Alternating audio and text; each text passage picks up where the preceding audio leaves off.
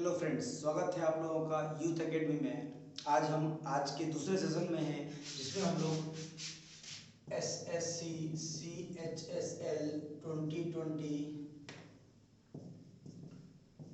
SSC CHSL 2020 का क्या discuss करेंगे, जो 13 अक्टूबर 2020 को पेपर हुआ है। ठीक है, इसमें क्या हुआ बेटा, इसमें जो थर्ड शिफ्ट और सेकेंड शिफ्ट, थर्ड शिफ्ट में बेटा पेपर बहुत इजी आया था, तो इसके लिमिटेड क्वेश्चन करवाए जाएंगे, तो थोड़े ठीक ठीक या बहुत ही सारे इजी थे। मैक्सिमम बच्चों ने सारे सवाल कर लिए हैं, तो मेन फोकस रहेगा सेकेंड पे, और थर्ड पे भी थोड़े बहुत सवाल उसके भी कर लिए जाएंगे, जिससे कि आपका छूटे ना। ठीक है, चलिए स्टार्ट करते हैं हम लोग सीधे अपना सेशन। तो देखा जाए सेकेंड सेट में जो सबसे पहला सवाल आया था बेटा, जो सबसे पहला सवाल दिखाई दिया है बेटा, वो है the ratio of percentage of a man in his father. एक आदमी है और उसके पिताजी की उम्र का अनुपात 4:5 दिया गया है। उसके बाद बोला गया है the ratio of percentage of man and his son is 6:1। आदमी और उसके बेटे का अनुपात 6:1 है। इसे बोला गया 4 साल पहले, 4 years ago, 4 साल पहले, 4 years ago, the ratio of father and grandfather का बताया गया बेटा कितना, बताया कि 11:1 है। थोड़ा उल्टा बता दिया, शायद 1:11 होना चाहिए, शायद ही थोड़ी सी गलत इंफॉर्मेशन मिली है।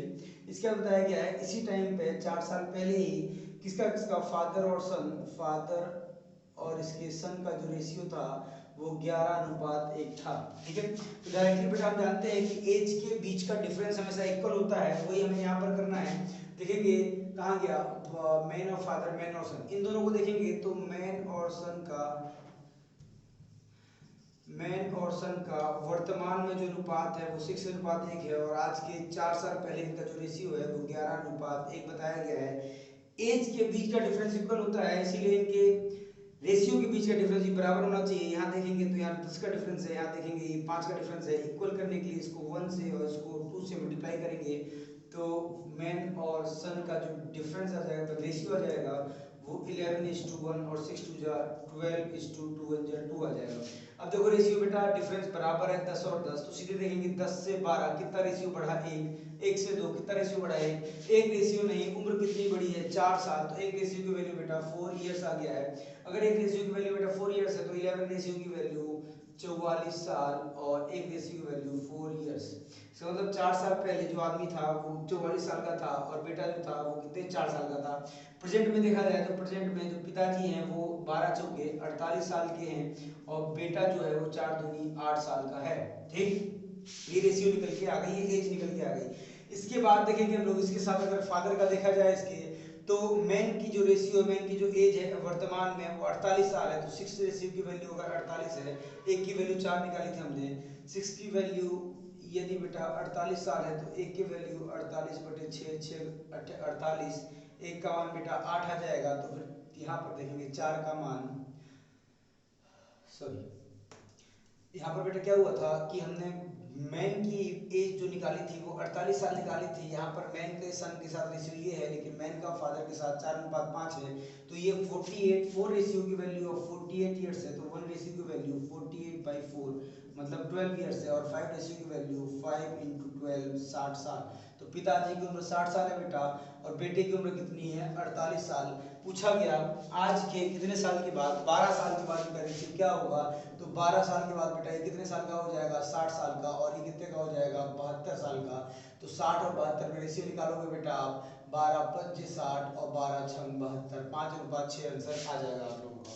ठीक है, चलिए लैंग्वेज में थोड़ी सी एरर है, तो लैंग्वेज आप लोग देख लीजिएगा अपने अकॉर्डिंग।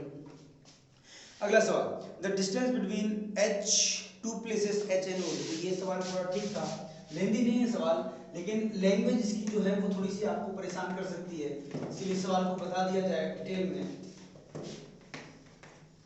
देखो बेटा, इसमें बताया गया है कि H and O, the distance between two places, एक प्लेस एच है और एक प्लेस बेटा यहाँ पर ओ है, इन दोनों के बीच में जो डिस्टेंस है वो बताया गया, जो डिस्टेंस है ये डी है। ठीक, इसका जो average speed to cover the distance D is S. इसको डिस्टेंस को कवर करने के लिए जो एवरेज स्पीड है, तो स्पीड आप लोगों को दे रखी है एस, एवरेज स्पीड क्या है बेटा एस।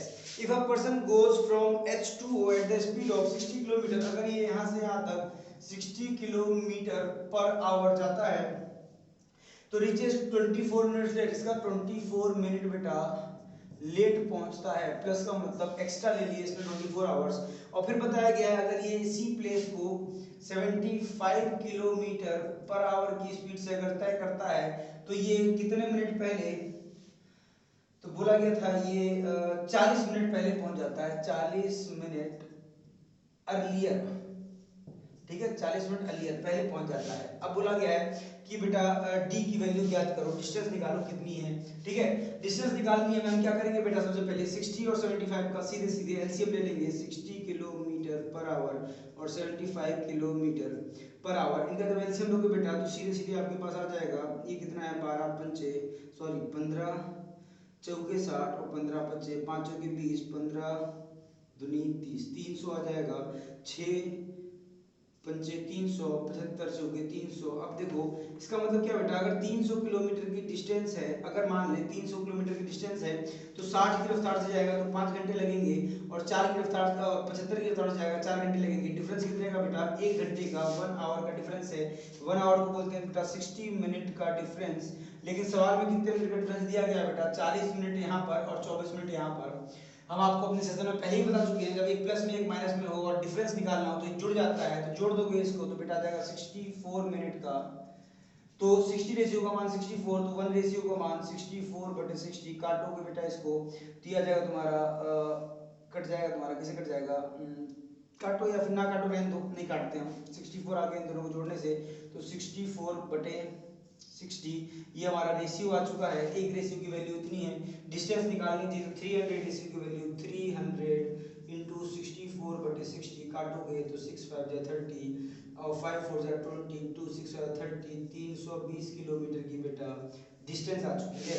अब देखो अगर और आगे पूछता, हमें पूछ लेता स्पीड भी निकालो तो स्पीड भी निकाल सकते थे, 60 की रफ्तार जाता है तो उसको कितना टाइम लगेगा, 75 की रफ्तार जाता है कितना टाइम लगेगा, उसमें से उतना घटा देंगे हम लोग, ठीक है।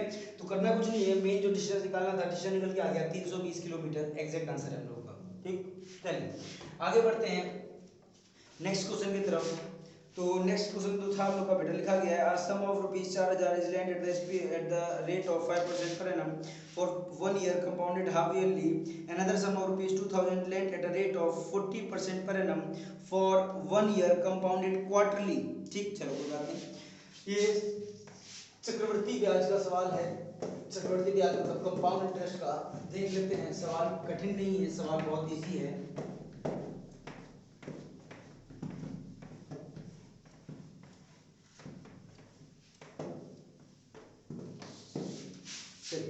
देखिए अगर सवाल को बेटे तो बताया गया है एक आदमी ने 4000 रुपए, ये प्रिंसिपल आ गया, 4000 रुपए जमा किए हैं और रेट बताया गया था 5% पर एनम। इसका बताया गया था टाइम जो था 1 ईयर के लिए था, लेकिन ये बोला गया ये जो कंपाउंडेड है ये कंपाउंडेड पर एनम नहीं है, हाफ ईयरली है, ठीक। हाफ ईयरली करते हैं बेटा तो हम लोग रेट आधा कर देते हैं और टाइम डबल कर देते हैं।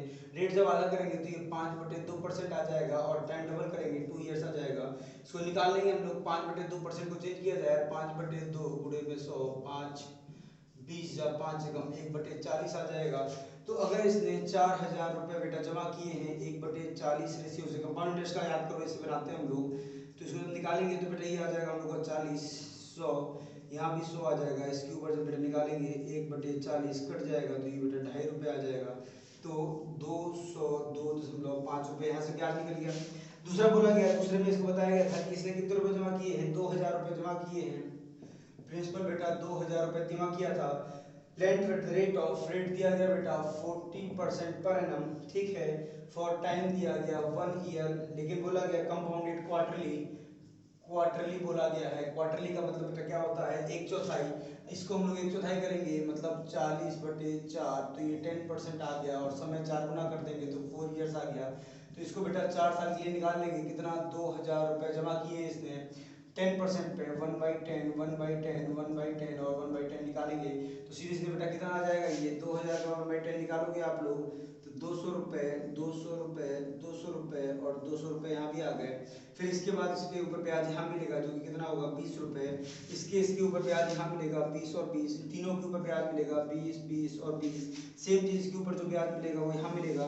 20 के ऊपर ब्याज निकालोगे बेटा 10% से 2 रुपये आ जाएगा। इन तीनों के ऊपर मिलेगा 2 2 और 2 रुपये। इस 2 के ऊपर फिर निकालोगे 10% बेटा तो इसका 2 पैसे आ जाएंगे या फिर 20 पैसे आ जाएंगे। अब इन सब ब्याज को अगर जोड़ दो बेटा तो 0.2 लास्ट में होगा 2 4 6 8 रुपये आ जाएगा 0.2। उसके बाद कितना है 2 4 6 8 रुपये आ जाएगा।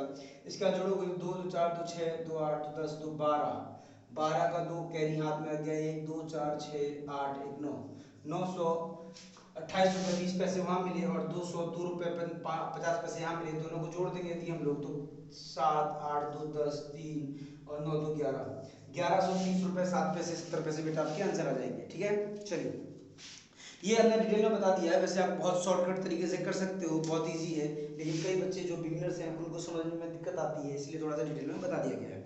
चलिए आगे देखते हैं। B takes 45 more time than A. समय और काल का सवाल है बेटा, समय और काल का सवाल है, बहुत इजी है।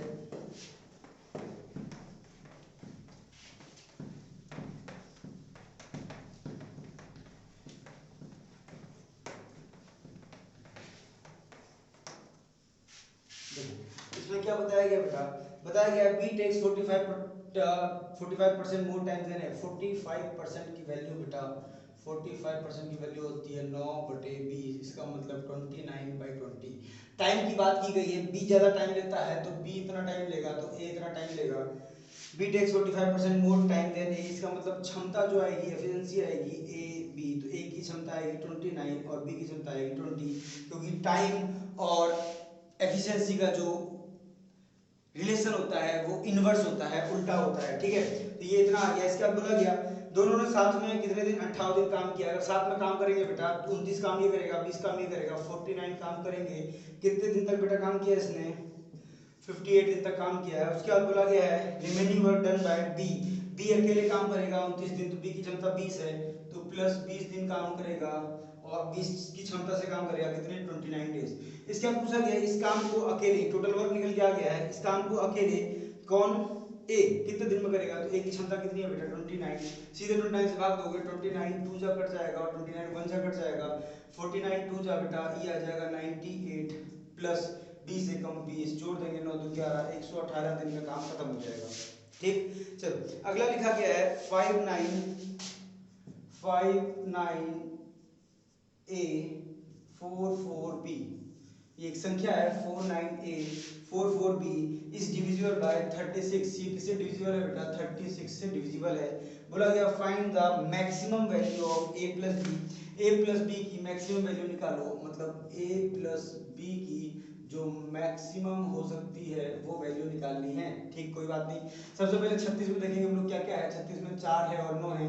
4 से भाग होने का नियम क्या होता है बेटा, आखिरी की दो संख्या 4 से भाग होनी चाहिए। तो यहाँ पर b की वैल्यू क्या क्या आ सकती है, तो b की वैल्यू 0 रखोगे तो भी 40 डिवाइड हो जाएगा।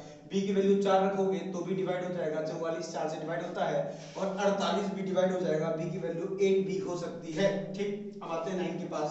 तो 9 से डिविजिबिलिटी का रूल क्या है, सबका सम जो 3 से होता है वही 9 से होता है। 3 का भी वही है जो 9 का है। सबका सम जो है अगर 9 से डिवाइड हो रहा है तो हम लोग का संख्या भी 9 से डिवाइड हो जाएगी। तो 9 से डिवाइड करने के लिए अगर देखो बेटा ये 9 तो अपने आप में डिवाइड हो जाएगा, 5 और 4 9 ये भी हो जाएगा। तो 4 के बाद ये दो संख्याएं और बची हैं। ठीक है, इसका मतलब a और b का सम कितना होना चाहिए बेटा 5 होना चाहिए, तब हम लोग का ये आ जाएगा। अगर b का मान बेटा 0 रखोगे तो a का मान क्या आ जाएगा 5 आ जाएगा। अगर b का मान बेटा 4 रखोगे तो a का मान 1 आ जाएगा। अगर b का मान बेटा 8 है, अगर b का मान 8 है तो हमें ये 18 के पास जाना पड़ेगा। इसका मतलब इसका मान क्या आएगा बेटा 10 आना पड़ेगा, तभी ये 18 आएगा। तो इसमें हमारे नहीं 18 आ जाएगा। इसका मतलब b का मान है कि हम लोग के पास 8 है तो 9 चाहिए, तो कितना हो जाएगा 5 4 और 8 4 12 12 में कितना जोड़े 18 आ जाए 6। इसका मान क्या आ जाएगा 6। ठीक, अब देखोगे बेटा ध्यान से तो 8 6 14 सबसे बड़ा है, तो यही पूछा गया मैक्सिमम वैल्यू 8 6 14, ये आंसर आ जाएगा। ठीक, हमें करना क्या है बेटा, इसका सम हमेशा क्या होना चाहिए, 9 से डिविजिबल होना चाहिए। चीज़ों को निकाल लिया हमने, 9 अकेला डिवाइड हो गया, 5 और 4 9 हो गया, हमारे पास a b और 4 बचा है, तो a प्लस b प्लस 4 जो है या तो 9 आना चाहिए या तो 18 आना चाहिए। तो अगर देखें हम लोग b की वैल्यू 0 है, b की वैल्यू कितनी है 0 है, तो a की वैल्यू अगर 5 रखेंगे तो हम लोग का ये 9 आ जाएगा। अगर b की वैल्यू 4 है, a की वैल्यू 1 रखेंगे तो भी 9 आ जाएगा। लेकिन अगर b की वैल्यू बेटा 8 है तो 8 4 पहले ही 12 हो गया, 18 के पास जाना पड़ेगा, a का मान कितना रखना पड़ेगा 6, तो ये आ गया हमारा आंसर 8 और 6 14। ठीक, चलिए आगे बढ़ते हैं। तो बताया गया साइड्स ऑफ ट्रायंगल इतना इतना इतना, a square has the area of 21 centimetre square more than this triangle, find the sides of the square. Geometry का क्वेश्चन है, इजी है, क्वेश्चन में कुछ डिफिकल्ट बात नहीं है, लेकिन सिर्फ हम लोग को पास भुजाएं दी गई हैं। देख लेते हैं भुजाएं को। तो भुजाएं बेटा दी गई थी हमारे पास, त्रिभुज है, त्रिभुज की भुजाएं जो है बेटा, एक 25 दी गई है, एक 34 दी गई है, 39 बेटा 24 25 और 39 को ट्रिपलेट नहीं होता है, ट्रिपलेट नहीं होता है, इसका मतलब ये जो हमारे पास ये नंबर्स है ये ट्रिपलेट नहीं है, मतलब ये राइट एंगल ट्रायंगल नहीं है। राइट एंगल ट्रायंगल नहीं है तो हम लोग के पास एरिया निकालने के लिए क्या होता है, हीरोज फार्मूला होता है। अगर हीरोज फार्मूला लगाएंगे, हीरोज फार्मूला क्या होता है बेटा, S S minus A S minus B और एस माइनस सी रूट के अंदर। ठीक, एस क्या होता है बेटा, एस इक्वल टू तीनों ए प्लस बी प्लस सी बटे 2 होता है, सीधे निकाल दोगे, जोड़ोगे अगर तुम तो 9 और 5 14 और 18 8 आ गया, एक हाथ में 3 3 6 9 98 मतलब 49 आ गया, और 49 माइनस ए करेंगे तो ये बेटा 24 आ जाएगा। 49 माइनस बी करेंगे तो 5 और एक 15 आ जाएगा, 49 माइनस 10 करेंगे 10 आ जाएगा। ठीक, अगर इसको बाहर निकालेंगे रूट से तो बेटा इससे सीधे सीधे 7 निकल जाएगा, और इन दोनों को काट दें अगर, 5 दिए 15 5 दूनी 10, तो यहाँ से कितना निकल के आ जाएगा बेटा, यहाँ से हमारे पास 5 निकल के आ जाएगा। यहाँ पर देखोगे तुम लोग 3 दूनी 6, 6 को 24 से गुणा करोगे तो 144 आ जाएगा, 144 में 12 आ जाएगा, तो ये हमारा एरिया आ गया बेटा, कितना आ गया 12 पंचे 60 7 6 42 420 एरिया आ गया हम लोग का किसका, ट्रायंगल का। ये ट्रायंगल के एरिया में बोला गया है, तो स्क्वायर का जो एरिया है वो 21 सेंटीमीटर ज़्यादा है, 21 सेंटीमीटर स्क्वायर, जोड़ देंगे तो 441 आ जाएगा सेंटीमीटर स्क्वायर। ये एरिया ऑफ स्क्वायर बताया गया है। स्क्वायर क्या होता है, स्क्वायर का एरिया होता है साइड स्क्वायर, तो ए स्क्वायर बराबर 441, तो ए बराबर बेटा 21 सेंटीमीटर की हमारी क्या हो जाएंगी, साइड हो जाएगी। ठीक, चलिए आगे बढ़ते हैं। तो लिखा गया a प्लस बी बराबर, जगह नहीं है, ध्यान देते हैं।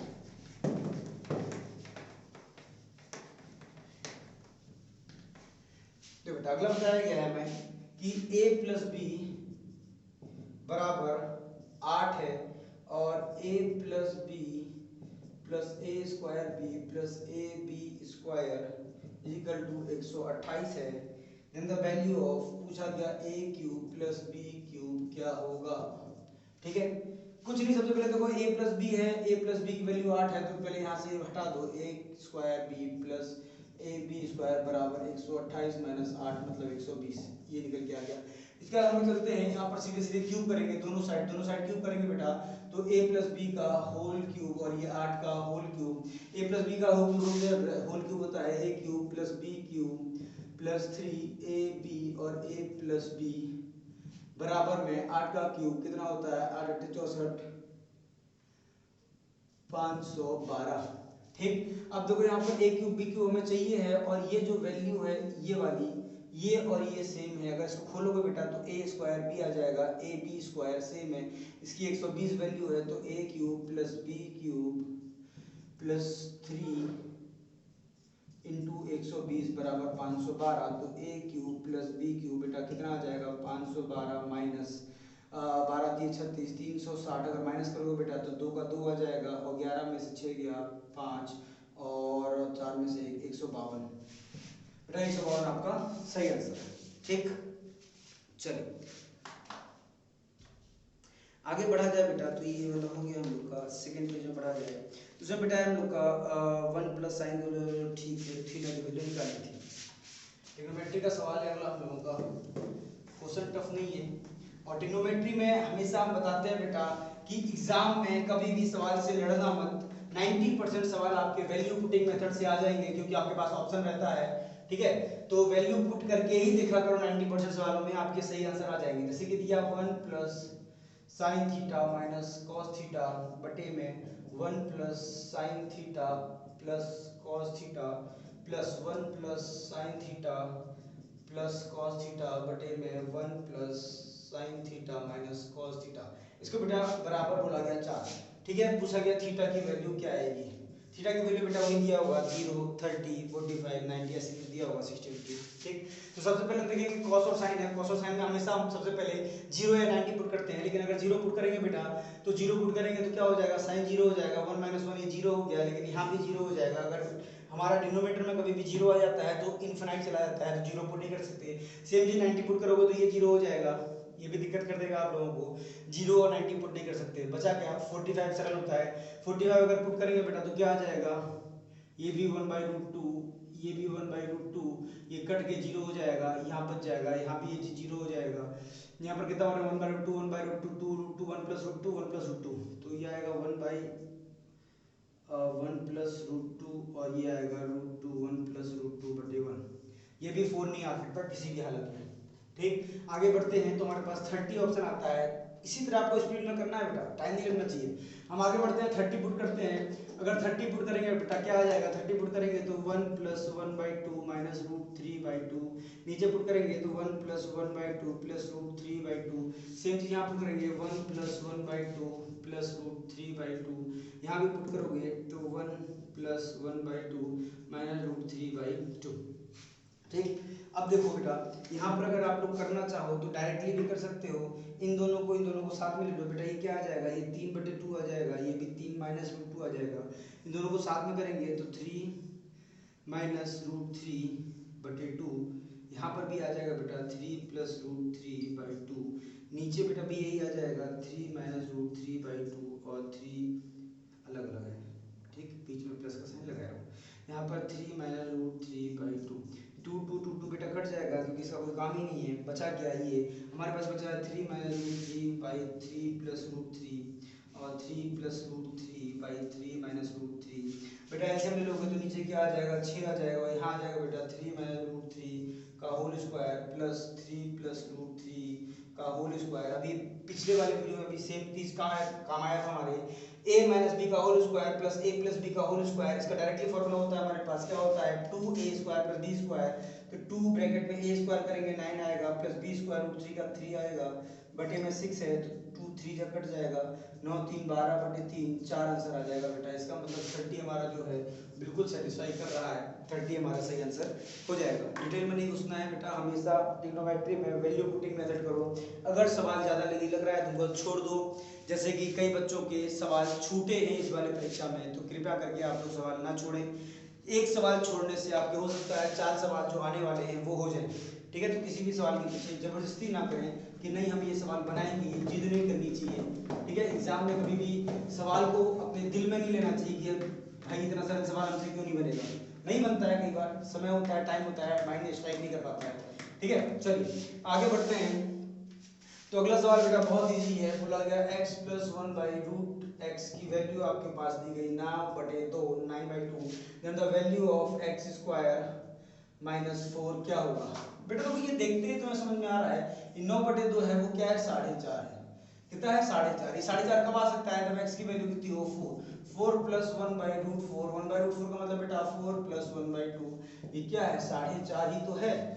तो ये तभी सेटिस्फाई होगा जब x की वैल्यू क्या होगी 4 होगी, तो 4 चौके 16 माइनस 4 बेटा 12 हमारा आंसर आ जाएगा।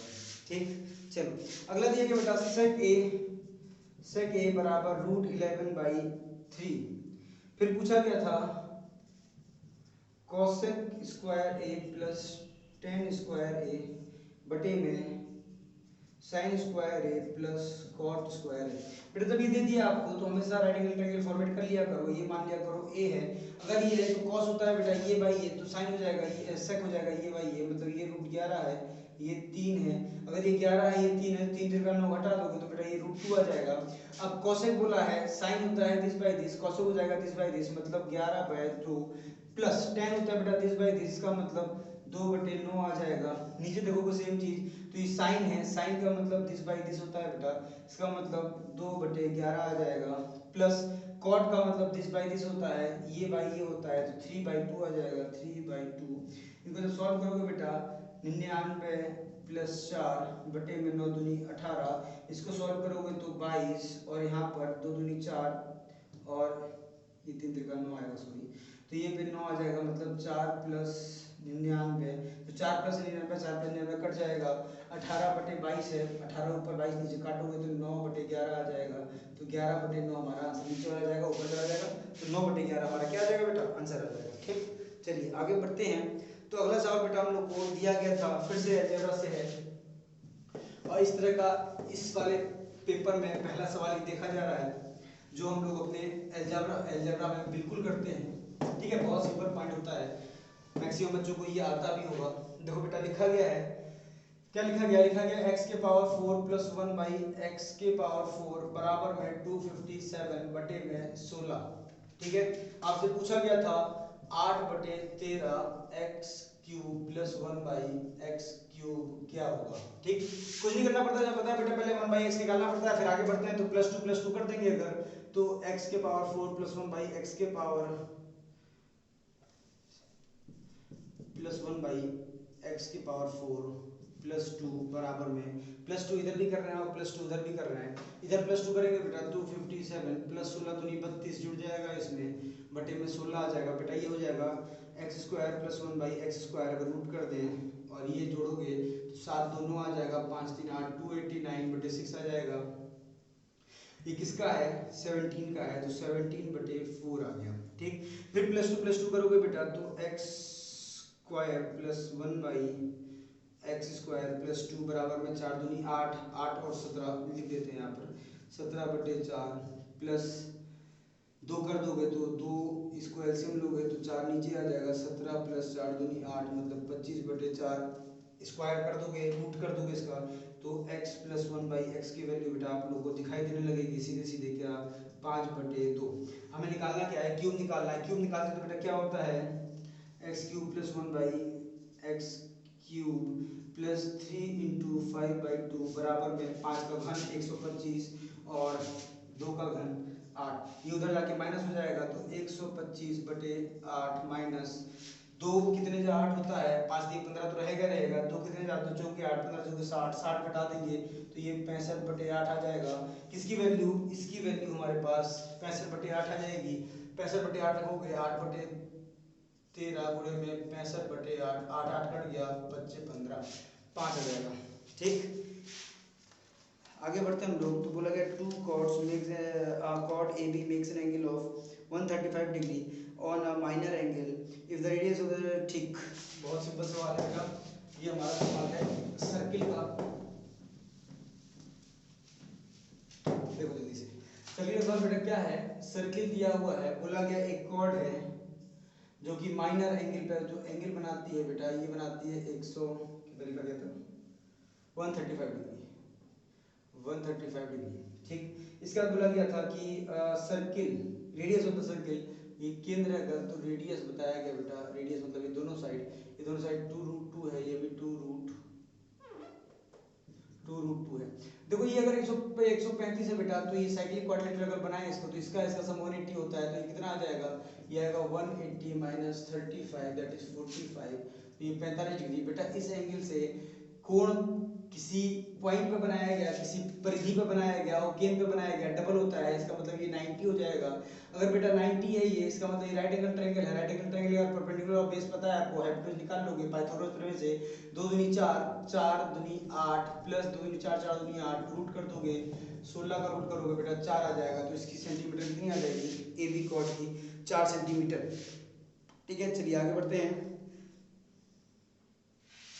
अब चलते हैं तीसरे वाले सेट में। तीसरे वाला सेट में बहुत सरल सरल सवाल आए थे, ज्यादा नहीं करेंगे हम लोग, ठीक है, टाइम भी कम बचा है, तो जल्दी जल्दी देखते हैं। तो बहुत सिंपल है, बोला गया एक रेलगाड़ी की स्पीड 72 किलोमीटर प्रति घंटा है, ठीक है, और ये एक किसी पोल को क्रॉस करने में 36 सेकंड का समय लगाती है, तो रेलगाड़ी की लंबाई ज्ञात करें। बेटा सबसे पहले इसको बदल देंगे मीटर प्रति सेकंड में, तो 72 गुणे 5 बटे 18, 18 1 18, 18 चौके 72, 5 चौके 20 मीटर प्रति सेकंड, तो डिस्टेंस इक्वल टू होता है स्पीड इनटू टाइम, 20 गुणे 36, 36 दूनी 72, 720 मीटर। बेटा आंसर आ जाएगा। अगला हम लोग का सवाल इसी तरह, compound interest on certain sum of money for 2 years is 820 if the amount after 2 years is 8,820, then find the interest per annum.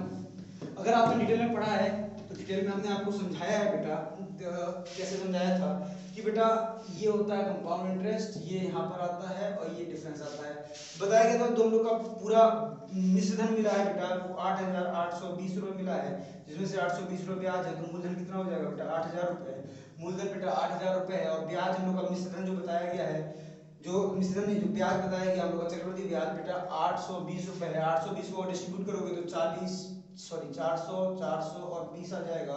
देखोगे इसका जो इसमें यहाँ पर परसेंट है वो कितना है 20/400 गुणे में 100, तो 0 0 20 कितने जा ये आ जाएगा 20 जा 20 पंचे 5%, यहाँ पे चेक कर लोगे तो वही आएगा। 400 ब्याज मिला है 8,000 रुपये पर गुणे में 100, 0 0 कट जाए 4 से काटोगे 20 आ जाएगा, 20 5%, सीधे सीधे बेटा 5% आपको आंसर दिखाई देने लग जाएगा। ठीक, चलिए अगला सवाल देख लेते हैं। टू पैरेलल कॉर्ड्स ऑफ इतना इतना इतना सेंटीमीटर, देखो बोला गया दो पैरेलल कॉर्ड्स हैं, बिल्कुल पैरेलल हैं, जिनकी लंबाई बताएगी 8 सेंटीमीटर 8 सेंटीमीटर, इन दोनों के बीच में डिस्टेंस है बेटा वो 6 का है। अब समझो ध्यान से, ये सेंटर से निकालेंगे अगर तो ये बराबर बराबर होती है, इसका मतलब ये भी 3 तो ये भी 3, और सेंटर से जो लाइन खींचते हैं परपेंडिकुलर बेटा ये बराबर बढ़ता है 4 और 4, अगर इन दोनों को जोड़ दें हम लोग तो ये 3 है ये 4 है, ये राइट एंगल ट्रायंगल है, तो 3 और 4 3 तिरका 9 4 चौके 16, ये क्या बन जाता है हम लोग का 5 आ जाता है, तो ये 5 आ जाएगा, क्यों क्योंकि ट्रिपलेट दी है। ठीक है, तो रेडियस निकल के आ जाएगी बेटा कितनी 5। चलिए ठीक है, एक दो सवाल और रह गए आपके, लेकिन क्योंकि समय का अभाव है तो हम करवा नहीं पा रहे हैं। ठीक है, आज के लिए इतना ही रोकते हैं। जैसे एक और सवाल है छोटा सा, जल्दी से देख लें हम लोग कि 4 5 6 9 Q 2 5। ठीक है, इसको यदि हम लोग किससे भाग दें बेटा, इसको नहीं, ये बोला गया डिविजन है 9 से भाग हो जाता है, तो 9 से भाग कब होता है, सबका जोड़ क्या है 9 से भाग हो, ये हो जाएगा 5 4 9, ये भी चला जाएगा, और 5 2 7 5 2 7 और 6 7 और 6 कितना हो जाएगा बेटा 13, 13 में कितना जोड़े कि 18 आ जाए, 13 में बेटा 6 जोड़ना पड़ेगा, तो Q की वैल्यू कितनी आ जाएगी 6 आ जाएगी। ठीक है, ऐसे ही सिंपल सिंपल सवाल आए थे तो इसमें ज्यादा दिक्कत नहीं है। ए बी का रेशियो दिया गया था 3:5, बी सी का रेशियो दिया गया था बेटा 2:2 2:3, ए बी सी पूछा गया था, तो ये सारे सवाल आप लोग हमारे समझ से कर लोगे।